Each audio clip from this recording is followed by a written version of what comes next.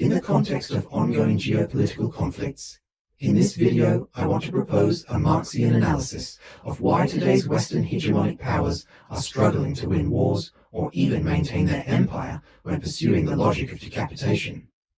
This logic assumes that political systems are structured around identifiable leaders, and that removing those leaders will cause a regime change.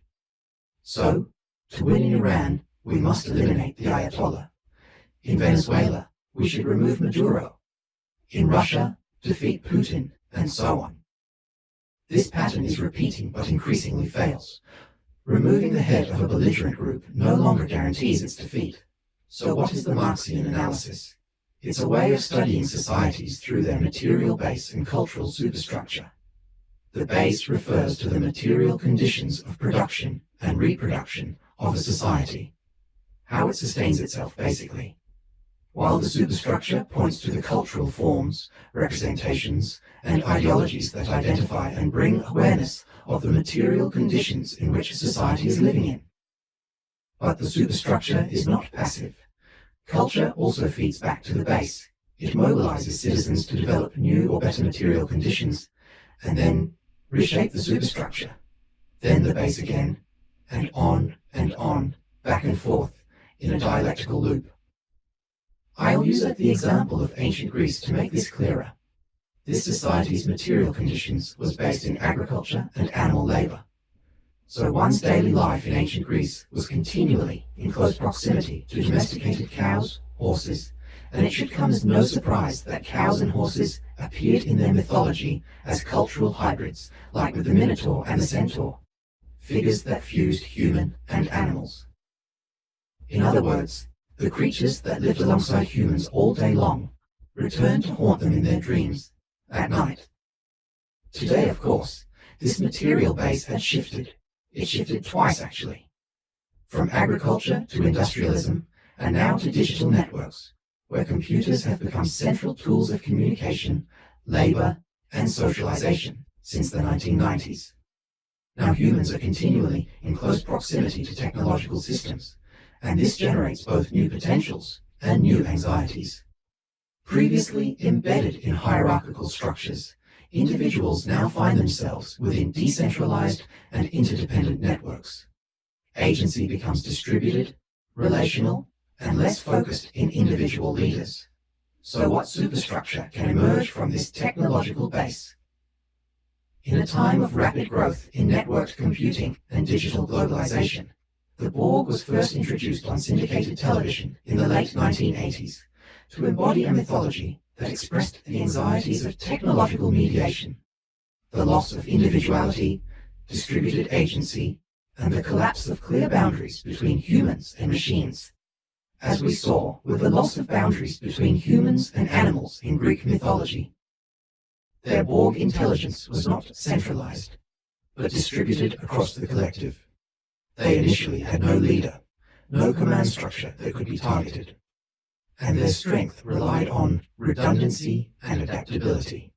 And in strategic terms, this way of life presented a fundamental challenge to the military logic of decapitation, which I talked about earlier. If power is networked and not hierarchical, then eliminating a single node will not collapse the system.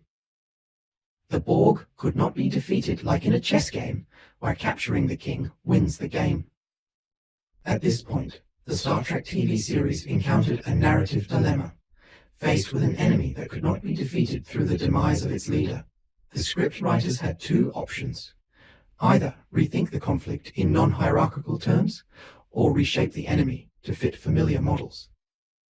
They unfortunately chose the latter and introduced a Borg Queen to retrofit hierarchy onto a system that was non-hierarchical. The collective was given a leader, and therefore a face, a voice, and crucially, a vulnerable target.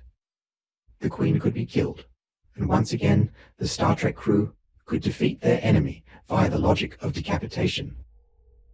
This move may have given a short-term solution to the Star Trek writers, but it came at the cost of a deeper cultural dissonance. Star Trek no longer expressed the superstructure of the emerging technologies of the late 1990s. The Borg had initially operated as a cultural form capable of mapping the new material condition of digital networks. By imposing a centralized figure onto this distributed structure, the series effectively reverted to an older social order. In Marxian terms, the superstructure failed to develop in accordance with transformations at the base. Rather than producing new representations that were compatible with the new conditions, it reinstated familiar yet obsolete ones. And I wager this failure is not limited to science fiction writing. It extends all the way to warmongering cultures in today's military-industrial complex. In the decades since 1990, Western powers have continued to rely heavily on decapitation tactics, from targeted assassinations to regime change and leadership removal, as if adversaries were still organized along strictly hierarchical lines. Yet most contemporary forms of organization, whether political, economic, religious, artistic, or other, these groups are increasingly networked, redundant, and adaptive. What emerges, then, is a fundamental contradiction. The material organization of the world has shifted toward distributed systems, but the dominant frameworks for understanding and acting within it remain hierarchical. The world has changed, but its representations have not. The Borg were an early cultural beacon of this transformation, and yet the introduction of the Queen marks the moment when that signal was deactivated, transmuted back into known and comfortable representations. But rather than preserve existing world orders, this refusal to align our society's superstructure with new material conditions, this accelerated the decline of present hegemonic powers. When a group is misinterpreted as hierarchical, any attempt to remove its head will fail to dismantle it. And it should come as no surprise that other acts of decapitation will not work. Conflicts no longer end with the elimination of a central figure.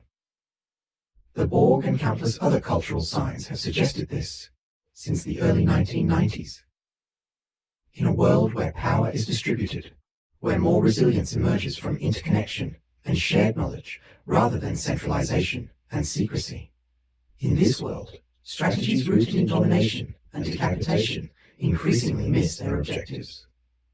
If hegemonic powers remain over-reliant on hierarchical means to control their empires, then I fear it is unlikely that they will remain in power for very much longer.